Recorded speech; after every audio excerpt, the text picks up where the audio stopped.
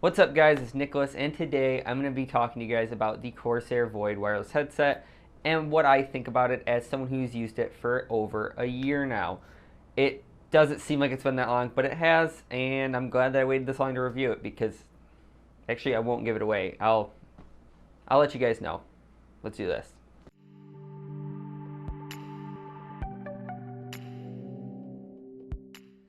So, like I said, I upgraded to the Corsair Void wireless headset about a year ago, a little over a year ago. I upgraded from the Razer Kraken. That thing was a pain. It was cheap feeling. It hurt my ears. It actually was cracking along the where the headband actually meets the ear cup. That's always the big joke for me, which is why I ended up replacing it. You can't really have a headset that's falling apart when I'm trying to game and stuff and worried about it breaking, and yeah, it's so much fun. So obviously, having had this headset for a year and not being a YouTuber back then, I'm in the habit of keeping all my boxes now, but that box was one of the few that didn't get saved, so I don't have the box. Obviously, I have everything sitting right here. I want to talk to you guys about what came in the box. Can't really show you the box though. So in the box, you open it up to find, obviously, the headset. The presentation on it looked awesome. It was instantly like, ooh, shiny. You get the wireless dongle. I'll talk more about if you actually need this in a little bit later in the video. And then you also get a, I guess you'd call it a USB extender. You plug it into a USB port. You can move it away from behind your computer so that it actually gets more range on it.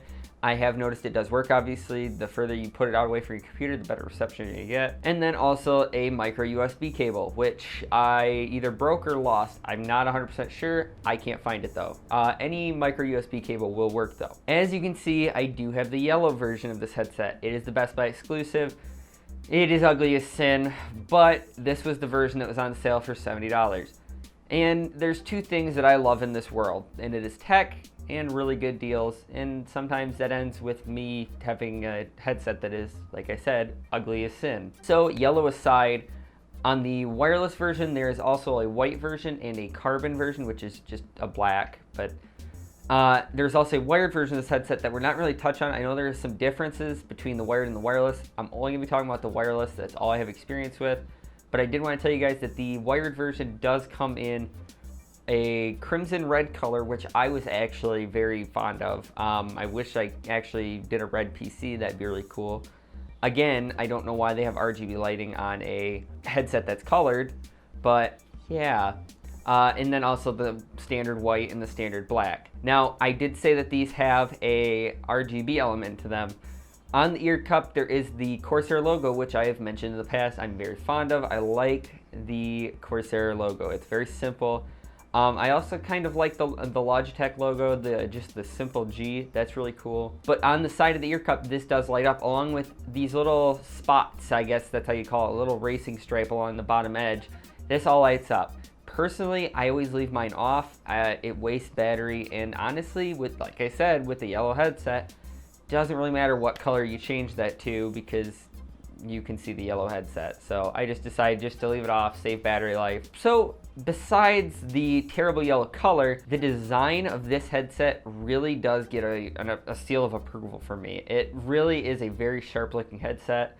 The headband is this very sleek looking curved plastic with a very soft foam underneath. You do have the Corsair logo, or the Corsair name, I guess the Corsair brand, that is on the left side of the headset. Moving down, you have the point where the headset connects to the headband connects to the ear cups. This is actually metal. I do have to give them props for doing this because on a lot of my headsets that I've had break, this is where I've had them break, versus like in the middle of the headset or whatever, or the middle of the headband. I keep saying headset, middle of the headband. This is always the point of failure for me. I don't know if I'm just rough on my headsets or what. Actually, I do. I'm very rough on my headsets. I know for a fact I am. But this one is held up. So just having that little bit of metal right there does add some extra peace of mind, I guess, that this thing isn't just gonna snap all of a sudden unless I really go at it. And not only that, but it also adds a very nice touch, a little accent of metal to the whole design, which always nice. So moving down to the ear cups, they do rotate inward to lay flat. So if you had them over around your neck and you wanted to lay them flat, can do that. And I do want to point out that this headband actually adjusts to the point where it's big enough to fit my head, yet it's still just small enough to fit Amber's head. Which any of you who have seen the live stream recently realize how much bigger I am than her. And yes, you do have to shrink the headset down all the way for it to fit on her, but it still fits comfortably, which I will give them, again, a lot of pluses for, because you shouldn't have to buy a specific headset just because it'll fit on your head. That's kind of strange. So back onto the ear cups, they do look great with that Corsair logo on there. And like I said, the black accent they have on the side with where the RGB logo is located, it is a very nice, I guess, look. I have seen the black pair in person. I'm not a huge fan of it. It all blends together. I mean, it is very sleek looking because it is all black, but personally I like either the white, the red for the wired version, or, sad to say, the yellow. If you're doing a yellow and black build, this would fit right in. But the black, I feel like the black you would have to leave on the RGB lighting, or else the headset would just look too plain. Comfort-wise, this headset is amazing. It's like perfect. I know I sound like I'm fanboying over this, but it always seems like Corsair, when they do their peripherals, they just always get it right. The headband, it never seems to be pushing too much pressure on the top of my head. And with the kind of material that the ear cups are, I was really worried that I was going to end up just sweating bullets and that my ears were going to get super uncomfortable like they did in the Razer Kraken. And that was completely unfounded. I've used this headset for over a year now, and it just, nothing has ever hurt, nothing has ever been sweaty. It's like I put them on and they breathe just enough. It's almost like an open back headset or headphones. It breathes. It's perfect and I love it.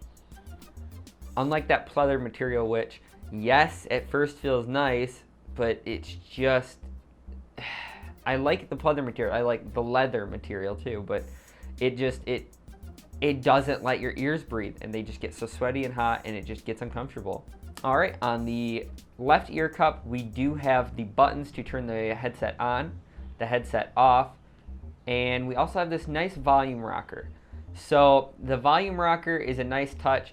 It seems like all of Corsair's peripherals, they just want you to have as much control over your volume as easily as they can make it for you, because it's like the K70 has a volume roller and the headset has a volume rocker on it, and it's insane to me because I don't think you need this much control over your volume. Now, if I could map it to other stuff, that'd be kind of cool, but you can't, so yeah. When I did get this, I was nervous that the power button and the mute button are so close together, and I was worried that I was gonna mute the mic or go to try to mute the mic to scream at my mom from my basement that I need more pizza rolls and accidentally shut off my headset. This was completely, again, unfounded because they thought this through, and you actually have to hold down the power button for about 2 seconds to get it to actually power down, versus where you mute it, you can just tap the button, done. So I have not ever had it turn off without me purposely trying to turn it off. Moving on to the mic, as you can see, the mic is a rigid plastic, I guess, boom mic. It's not flexible at all. The only position you can really do is up or down. Really, I wish they'd went something a little more flexible, because I've noticed times where my brother's like, okay, you're breathing into the mic, and it's like here, and I have to literally lift the mic up and just put it away from my mouth, because I can't move it out. I can't do anything with it besides up or down. I do like the quality of the mic. I've asked my brother how it sounds. He said it sounds good. I can't argue with that. I have heard it used before, the Corsair Void headset mic. It actually does sound pretty good. I mean, it's not like you're using an actual standalone microphone like the Blue Snowball back there, but it is still good for a headset mic. On the mic, you will notice that there are 2 LEDs. This is for what Corsair calls their info mic system. It works out when it works. It shows when your battery's low. It'll flash red or orange or whatever when your battery's low or when it's charging. And it'll also tell you when your mic is muted. This would work if it wasn't tilted at such an awkward angle. Personally, I think they should have put the LEDs on the inside of the mic so that they were always facing you. The way my mic is twisted, like I said, it's not like I twisted it. I can't form it to sit the way it needs to for me to be able to see those LEDs. I can see the back one, but I can't see the front LED. So kind of pointless to me. Good idea, but just poor execution, I guess. On the bottom of the left ear cup, you do have the micro USB charging port. After plugging it and unplugging it and having the cord yanked out on accident many times over the past year, it still feels like it's holding up. I'm really impressed about how well it's held up. I fully expected it to, that was what I've expected to fail actually first, and it still might be the first thing to fail, but with how rough I am on stuff, I won't really blame it. Speaking of charging, the battery life on this Corsair claims to be about 16 hours. I have to assume that's idle because I can't really, I mean, I've gotten quite a bit of game time out of a single charge, but I don't feel like it is a 16 hours of gameplay worth of a charge. It just doesn't feel like it. Maybe it like idle and you just keep playing a sound to keep the mic or to keep the headset active, because it will auto shut down after so long of not playing anything. I do feel like the battery lasts long enough that I'm not like mid session, I'm like, I need to charge this, unless I forget to charge it. That's one of the caveats of having a wireless headset. You have to remember to charge it. So moving over to the right ear cup, you will see nothing. It is as barren as my hopes and dreams are, because Corsair has left this side completely bare. There are no buttons, there's no switches, nothing. Just an ear cup. And if you're not okay with that, move along. No, I'm just kidding. I find it kind of weird. I know like one of the Logitech headsets, I believe it's the Artemis, actually does have programmable buttons on the headset, which I know obviously that's not that useful. I mean, really what you're gonna do is put push to talk on it or something like that for most games. I get it, but still, there's a whole side over here that doesn't have anything on it. And yes, that probably would have bumped the price up, but would have been nice. So besides being comfortable, there is one other thing that a gaming headset needs to do very well, and that is obviously sound good and give you locational sound very well. This headset does support simulated, okay, Dolby 7.1 surround. Simulated as in there's only one driver in there. It doesn't have multiple drivers to actually simulate sound coming from slightly different areas, which is why it's called simulated. That being said, anytime I've used the 7.1, it's okay. I'm not a huge surround sound fan, honestly. I feel like I've grown so used to just using normal, and it might be me, because I should probably give it more time. Anytime I use surround sound, I just end up feeling like it doesn't work out right for me. I'm a lot better with telling where sounds are coming from with just standard normal audio. As long as I get stereo audio, sounds way better, personally. So obviously with games, bass is a very important thing to have, because you have gunshots, you have explosions, all that other good stuff. The bass on these sounds really, really good, really, really rumbly. The highs in the mid end, the mids aren't too bad. The high end though is kind of lacking. If you listen to any music through these, which yes, I know that's not what they're made for, but obviously if you're sitting at your desk and you have these on, it's okay, it's just not amazing. It's kind of lacking. It feels kind of empty, I guess that's how I'll say it. And I am by no means an audiophile, so don't take my word on it. Go try them out somewhere. I think Best Buy actually had them on display and you were able to use them, which I don't know how I feel about wearing other people's headphones. One other thing I forgot to mention is how long it takes to charge up the battery. The battery for me took about an hour and a half to charge, and it has this whole time that I've had it. And full battery, good to go. Now, the thing I was impressed with was when I go downstairs to get food or something, I'm gone for 10 minutes, plug in the headset really quick if it's getting a little bit low, come back and get another hour and a half, 2 hours of play out of just plugging in for that little bit. So I am impressed about that, because obviously that's a big thing, is when you're a gamer, sometimes you're playing all day, sometimes you're playing late into the night, and it's not feasible for you to have to unplug your headset and or plug in your headset and just leave it there. So now let's talk about connectivity. Sadly, you cannot plug this in just via micro USB. You do have to actually use the dongle. If you just plug it in via micro USB, nothing will happen. You won't be able to use it as a headset. It'll just charge and that's it. So I was kind of disappointed in that, but really I would end up breaking the micro USB just a little bit faster if that was the case. So maybe that's a good thing. When using the dongle though, they claim it's a 40-foot range before the headset will drop off. I agree with that. I've tested it.